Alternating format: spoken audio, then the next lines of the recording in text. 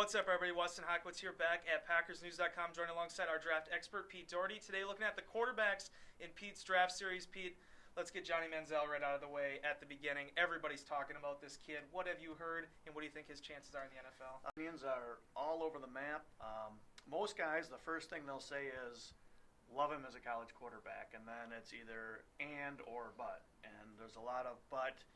He's going to get killed in the NFL when he runs. He won't last because he's going to get beat up.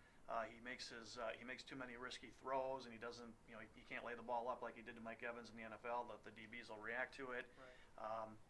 Some guys love the it factor that he's got, the improvisational skills. So basically, I think teams will have to decide whether his playmaking and his ability to do things outside the pocket, if they'll be able to rein it in just enough so that he won't be a turnover machine. And whether he's got the maturity to lead a team. Look at all these other guys, Pete, coming through. I mean, Blake Bortles, Teddy Bridgewater, Derek Carr is a guy that a lot of people have been intrigued by. What do you think of those other guys that might not necessarily be Johnny Football that also kind of could have chances to go in the first round? Just a one-sentence evaluation on each. I think Bortles is probably going to be the first one picked, probably, and he's just the most prototypical NFL quarterback who's actually a decent athlete, too.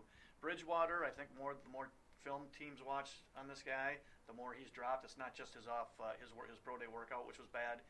It's that there's some questions about, they really like him, a leader, but I don't know if he's got quite enough physical talent to be a starter. Real questions there. Carr, a couple of guys say the best pure thrower probably in the draft, and they think a little better prospect than his brother ended up being, who was the first pick of the draft, but ended up bombing out in the NFL.